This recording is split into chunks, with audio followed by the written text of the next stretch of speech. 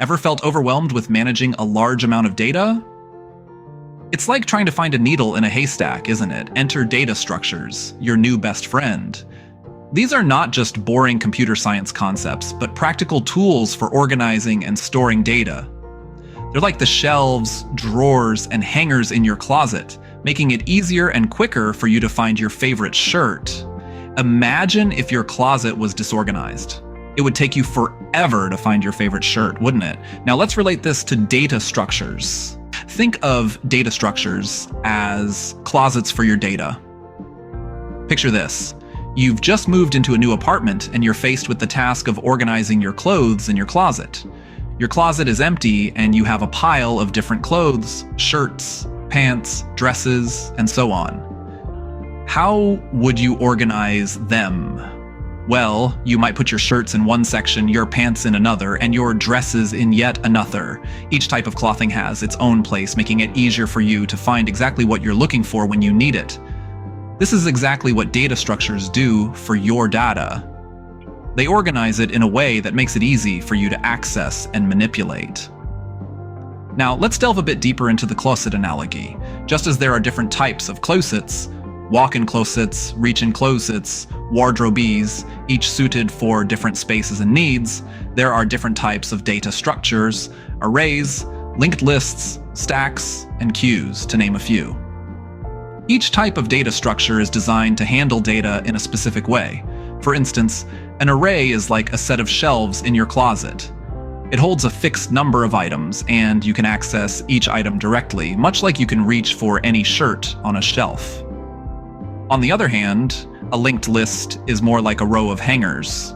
You can easily add or remove hangers, just as you can add or remove nodes in a linked list. But you have to traverse the row from the beginning to find a specific hanger, just as you have to traverse a linked list from the head node to find a specific node. So when you're deciding how to organize your clothes or your data, you have to consider what you need. Do you need direct access to each item, or do you need the flexibility to add and remove items easily?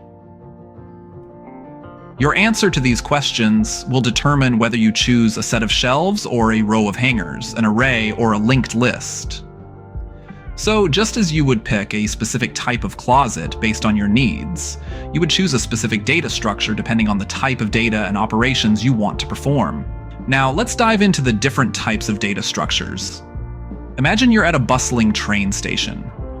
The station itself can be compared to an array, a type of data structure that stores elements of the same type in a contiguous block of memory. Just like how each train has its own dedicated platform, each element in an array has its own specific index. Next, picture a treasure hunt. You follow a series of clues, each leading you to the next until you find the treasure. This is akin to a linked list, a data structure where each element points to the next, forming a sequence, much like the clues in your treasure hunt. Now envisage a stack of pancakes. You can only add to the top of the stack, and similarly, only the top pancake can be removed. This is the principle behind a stack, a data structure that follows the last in first out LIFO rule. Think of a queue at your favorite coffee shop.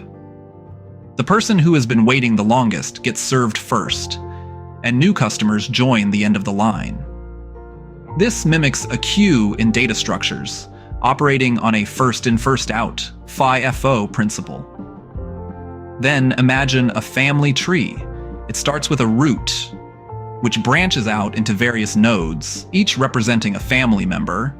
This is a tree, a hierarchical data structure with a root value and subtrees of children represented as nodes with a parent node. Lastly, consider a city map with various locations and routes connecting them. This is a graph, a nonlinear data structure consisting of nodes and edges. The nodes represent locations, while the edges represent the routes between them. Remember, choosing the right data structure can make a significant difference in the efficiency of your program.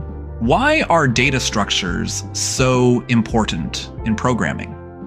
Well, let's dive right into it.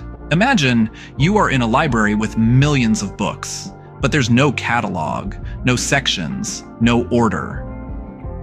How would you find the book you need? You'd probably spend hours, if not days, just looking for one specific book. This is exactly what programming would be like without data structures, chaotic and inefficient. Data structures provide a specific way of storing and organizing data in a computer so that it can be used efficiently. They are the building blocks of efficient coding. When dealing with a small amount of data, the efficiency might not be noticeable, but when we're talking about large amounts of data, which is often the case in real-world applications, the difference can be night and day. Think about a social media platform like Facebook. It handles billions of posts, images, and videos every day. Now, if Facebook didn't use effective data structures, every time you tried to load your newsfeed, it would be like searching for a book in our chaotic library. It would take forever to load, and by the time it did, you'd probably have lost your patience. By using the right data structures, Facebook and other similar platforms can quickly and efficiently process large amounts of data, making your experience smooth and enjoyable. They help in reducing the complexity of the code, making it easier to understand, debug, and maintain. They also improve the speed of execution, making programs run faster and consume less memory.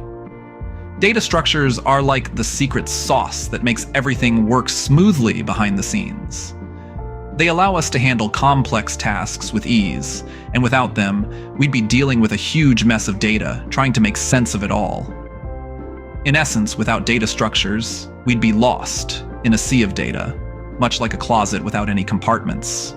Opening, where do we see data structures in action? Well, you might be surprised to learn that data structures are at work all around us, making our digital world smoother and more efficient. Let's take a closer look. Firstly, consider search engines.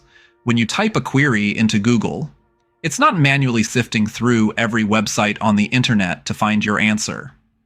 Instead, it uses a data structure called an inverted index. This is like a massive dictionary, where the words are keys and the values are lists of all the websites where those words appear. This allows Google to quickly find relevant websites, making your search experience lightning fast. Next, think about social networking websites like Facebook.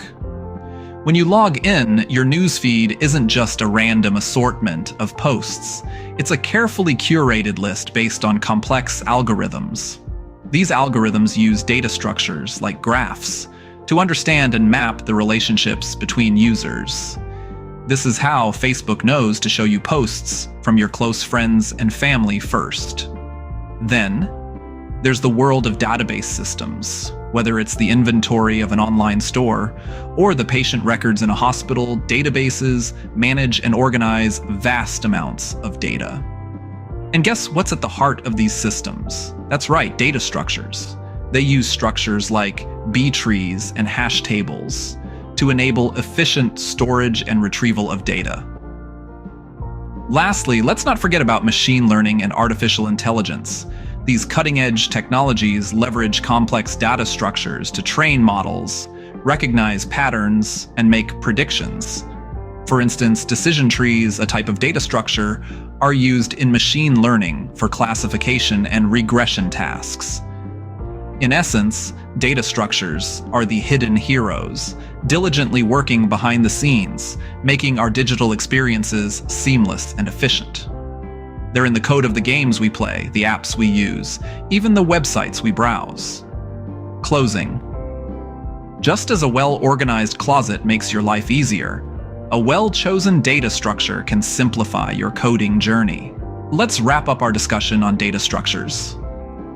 Over the course of this video, we've delved into the world of data structures, using a simple, everyday analogy to make sense of this complex subject.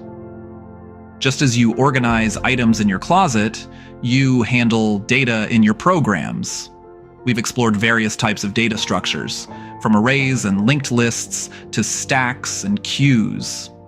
Each one, like a different type of hanger or shelf in your closet, has its own unique strengths and applications. It's all about picking the right tool for the job. Understanding data structures is more than just a theoretical exercise. It's a practical skill that can make your coding more efficient, more effective, and more enjoyable. When you know your data structures, you can write code that does more with less effort, and that's a beautiful thing. But remember, data structures aren't a destination, they're a journey. There's always more to learn, more to explore, and more to master. So don't stop here. Keep digging, keep coding, and keep learning. And finally, let's not forget the importance of data structures in the grand scheme of things. They form the backbone of all computer programs, making them not just a nice to know, but a must-know for any budding programmer. Remember, mastering data structures is like mastering the art of organizing your closet. It makes your life, or in this case, your coding journey, a lot easier.